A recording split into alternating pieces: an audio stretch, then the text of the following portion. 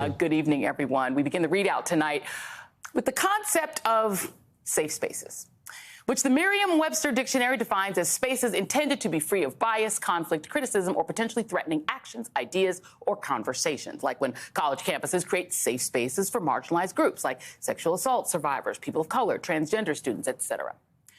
But for many on the right, the idea is something more threatening. Spaces online and in real life where conservatives feel they get shut down for voicing unpopular views and where political correctness and wokeness force them to walk on pins and needles or just keep quiet for fear of getting canceled. To put it mildly, they don't like safe spaces. Okay, they really, really hate them.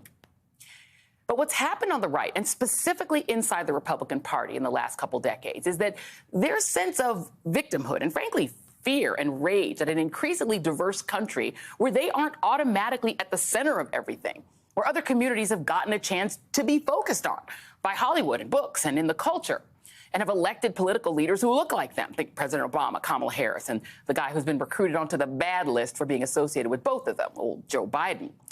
Their anger has frankly corroded into something more like hate.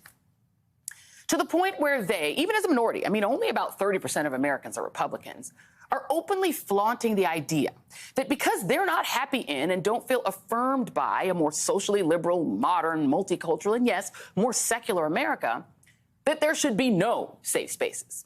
If they have anything to do with it, there will be no place in this country where any of us should feel safe. That's our punishment. We have a political party that's selling demographic panic and rage and alienation, a really dangerous combination, saying basically that Democrats should feel afraid. Just take a look at the way some Republicans are advertising their political campaigns these days. If Joe Biden keeps shipping illegal immigrants into our states, we all gonna have to learn Spanish. My message to Biden, no way, Jose. Democrats decry walls from within their own heavily guarded razor wire wall. Democrats don't want to protect you because they don't care about you. Madam Speaker, tear down this wall. You don't know who's got what in their purse. Lipstick, an iPhone, or maybe a little Smith & Wesson 38. In 2022, I'm going to blow away the Democrat socialist agenda.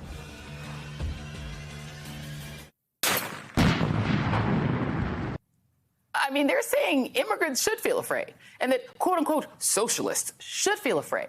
And since all Democrats are supposedly socialists, well, too many immigrants are coming here. Build a wall to keep them out. Separate them from their kids. Women are having abortions and not helping grow the domestic population of infants. We'll just pass laws to make them give birth. Rape, incest, we don't care. You're going to do it, and anyone who helps you should fear getting sued. They're teaching history that makes me mad. Ban the books. Make teachers too afraid to teach what I don't like. They make me wear a mask or get vaccinated against COVID. Nope, no one tells me what to do. I'm going to get in your face and threaten you. I don't care if another million people die. Too many of them are voting for socialist policies like health care. How about a couple of armed poll watchers follow you to your car or make you stand in line with no water and then question your registration? Their so-called votes force Trump out of office. Let's storm the Capitol. Make even the cops fear us. We'll bring a noose. Now, I wish this was hyperbole, but these are actually the themes of the Republican Party today. A political party whose mantra is there is no safe space anywhere. Definitely not online, where anger and alienation and fear just feast on places like 4chan and 8chan. And they know it. And Rupert Murdoch's marionettes are pulling those themes right onto their primetime shows. Republicans have literally made bringing Trump and his dangerous paranoid style back onto Twitter into a political rallying cry. And okay, set aside ideological or emotional safety. We're not allowed to feel physically safe anywhere in America, thanks to Republicans' ironclad partnership with the blood-soaked NRA, which long ago quit the gun safety business and has been working for decades to ensure that the most lethal arms get into as many alienated 18 and 19-year-old incel hands as possible so that we can't feel safe at Walmart, at the supermarket, at Bible study or church service, at the salon, at the hospital, if God forbid some guy gets mad at his doctor for not giving him opioids, at a nightclub, at a concert, even at a funeral, or at school, whether you're in high school or you're 10 and in the 4th grade. In America, and only in America, you are literally rolling the dice every time you leave your house, or drop off your kids at school. And you just have to pray that today is not your day or their day to meet that angry, alienated American man with an AR-15. This weekend alone, we had a greater number of mass shooting deaths in the U.S. than last week's three-day weekend, when 17 were killed and more than 70 were injured in mass shootings across the country. Today, multiple Democratic members of Congress attended a rally student activists held at the Capitol to call for action. Meanwhile, the other political party refuses to do anything to solve the problem of gun violence. And don't let anybody tell you that we couldn't solve it. That is just not true. But Republicans want you to just get used to feeling this way. Unsafe. Everywhere. All the time. Maybe in exchange for a few tax cuts that honestly don't get to you anyway, because they're really for rich people. Or so you can say, ha, I don't have to use the pronouns. Victory. Also that they can have more power, which, by the way, they're going to use to give more rich people more stuff and to take more stuff from regular people like you, while you hold your breath every time you go to a store or drop off your kids at school. That's the bargain. Are you okay with that? Joining me now is Shannon Watts, founder of Moms Demand Action, and Tim Miller, writer-at-large for The Bulwark and author of the upcoming book, Why We Did It, a travel log from the Republican road to hell. Well, be a little more blunt with those titles, Tim. I do want to start with you, though, Shannon, because you are coming not long from a rally. And, you know, I can remember the Take Back the Streets rallies. Like, that was the thing where they were like, women should not feel unsafe outside at night. We're going to take back the streets and not be afraid. That's like a quaint older period now, because there is no street you can take back. We're just not safe anywhere. And I wonder, what was the message at the rally? And in your mind, is there an argument to be made that the Republicans, are essentially saying what you're doing is wrong? Like, people shouldn't feel safe anywhere. They should actually be subjected to gun violence everywhere.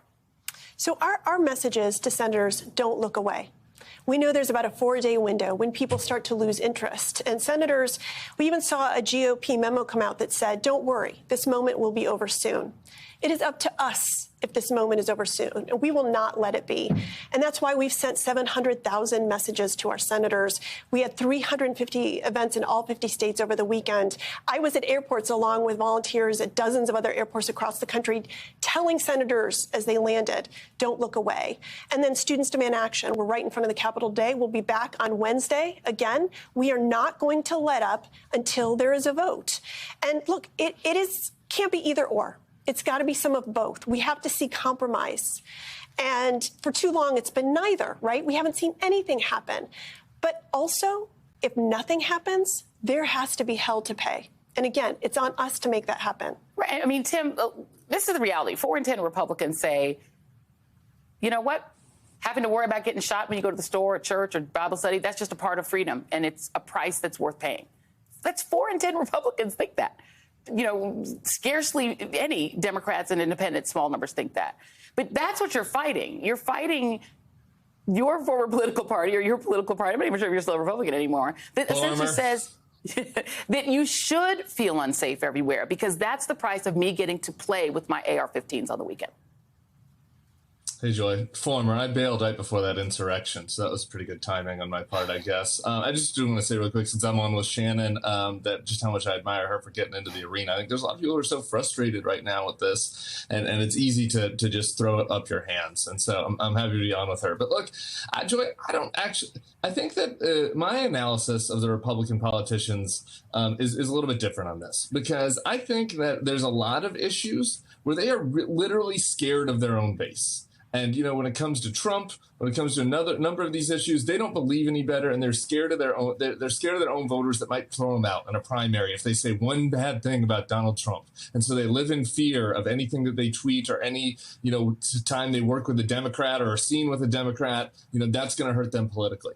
The weird thing about on this gun issue is that actually we've seen in practice that you can do practical gun reform in red states, and the Republican voters don't react negatively to the politicians. In Florida, in Ron DeSantis' Florida, Rick Scott was the governor, signed a bill, red flag laws, moving the age to get an assault rifle 18 to 21. That's not going to solve every one of these shootings, and that's not going to get to your broader issue, Joy. But boy, that might have saved those kids in Uvalde. And if we cannot do that nationally, if these Republicans in the Senate cannot just do two simple things like that and work with Chris Murphy and the Democrats who are acting in good faith in a practical way, then I don't think that we can put this on Republican voters. This is on the cowardice of the men and women that are serving in the Senate if they can't come to that deal. And I'm sure that Shannon and her group and other people would want more, but that is a reasonable deal that we saw in Florida after Parkland that Republicans signed, and that the Republican governor who signed it then got promoted. He got elected to the Senate. So there's no political reason not to do it.